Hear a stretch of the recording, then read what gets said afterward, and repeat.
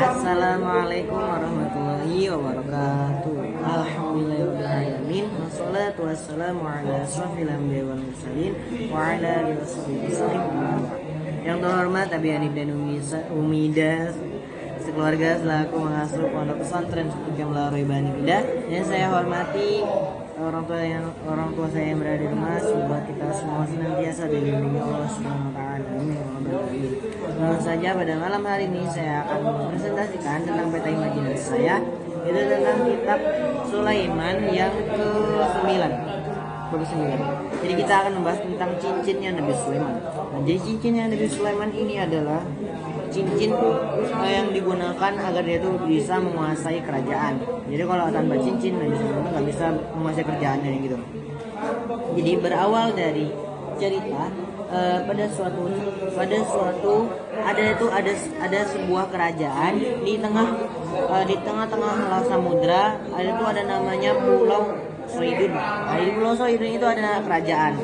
Terus ketika Nabi Sulaiman tahu kalau ada kerajaan lain, akhirnya Nabi Sulaiman pun memutuskan untuk ke Pulau Soidun itu untuk menyatakan perang. Dan akhirnya Nabi Sulaiman pun memenangkan peperangan dan dia itu membunuh rajanya. Dan dia itu membawa putrinya ke kerajaannya Nabi Sulaiman. Dikarenakan putrinya ini sangat cantik pada zamannya, nah jadi akhirnya Nabi Sulaiman pun tertarik dan menikahinya. Dan akhirnya putrinya ini masuk ke dalam agama Islam itu dengan cara terpaksa. Akhirnya selang beberapa waktu istrinya Nabi Sulaiman ini dia itu merasakan kesedihan dikarenakan dia itu selalu mengingat masa lalunya, negerinya, terus istananya dan ayahnya, dan atas kematian ayahnya.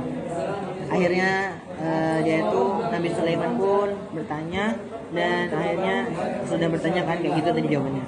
Terus akhirnya istrinya itu meminta untuk dibuatkan patung ayahnya, dan Nabi Sulaiman pun akhirnya mengabulkan, dan dia itu menyuruh para pasukan syaitan untuk membuat patungnya ayahnya si istrinya Nabi Sulaiman ini. Lupa namanya istrinya siapa tadi. Terus di sini tujuannya itu kata istrinya itu buat dia itu kalau dia itu bisa melihatnya di ketika pagi dan sore, dan agar menenangkan hatinya, itu katanya. Nah, terus setelah patungnya itu sudah jadi, guys. Nah, jadi pas patungnya udah jadi itu sama istrinya itu malah dipakaikan baju dan kayak ala-ala kerajaan. Jadi dia tuh patungnya tuh kayak dikasih baju seperti apa ya? Seperti ayahnya itu memang masih hidup, dipakein baju-baju kerajaan waktu ayahnya sebelum ayahnya wafat gitu. Kayak ayahnya waktu masih hidup. Terus di sini akhirnya diam-diam istrinya ini sujud di hadapan patung ayahnya itu, dan para pelayannya putrinya ini juga mengikuti sujud di hadapan patungnya itu. Dan selang beberapa hari sampai 40 hari hal itu diketahui oleh pengawalnya Nabi Sulaiman yang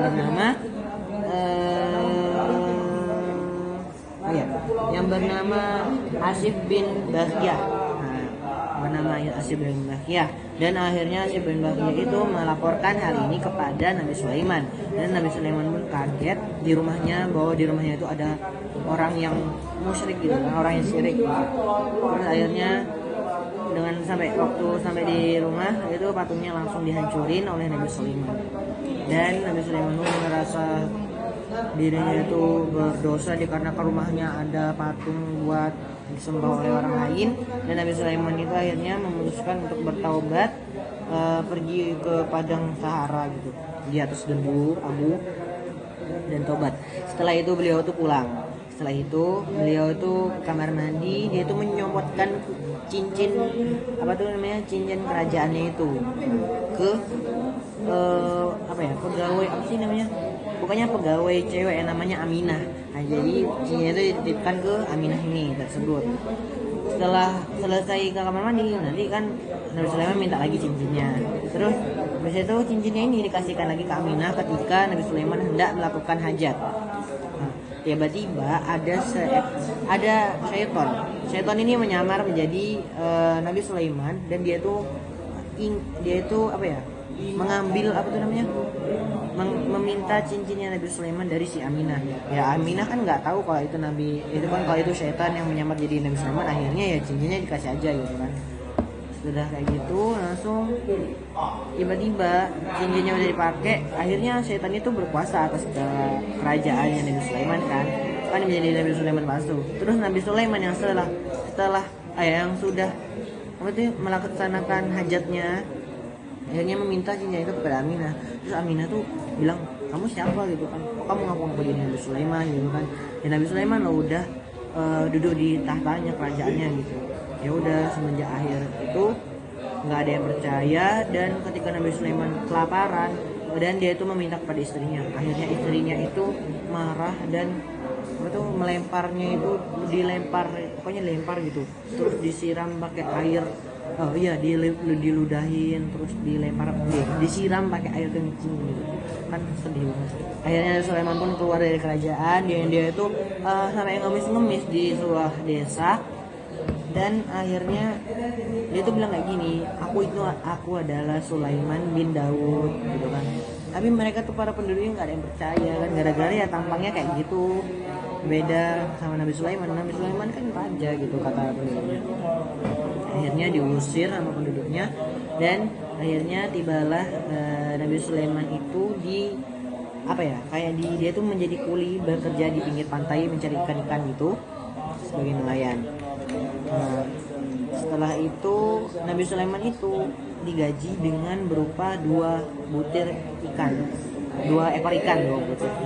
ikan. Yang satu ekornya itu dijual dan satu ekornya itu buat dimakan malam. Nah, setelah itu beberapa hari, selama 40 hari Nabi Sulaiman itu menjadi nelayan itu. Akhirnya Nabi Sulaiman palsu ini akhirnya terbang, dan dia tuh sengaja melepas cincinnya itu ke dalam lautan. Akhirnya cincin itu dimakan oleh ikan dan ikannya itu ditangkap oleh Nabi Sulaiman. Nah, akhirnya ikannya itu dimakan buat malam dan dia tuh menemukan cincinnya lagi.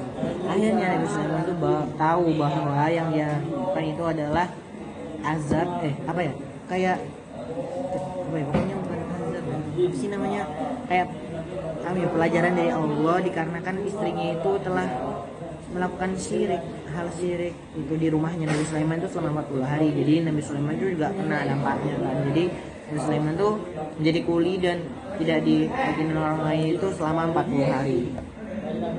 Setelah itu Nabi Sulaiman pun memakai cincinnya dan itu kembali ke kerajaannya. Nah, pas zamannya si setan itu mengendalikan kerajaannya Nabi Sulaiman, itu kerajaannya tidak stabil. Terus para pembesar-pembesarnya tidak setuju dengan alasan Nabi Sulaiman. Dan semenjak Nabi Sulaiman sudah kembali, akhirnya kerajaan pun hidup dengan damai lagi.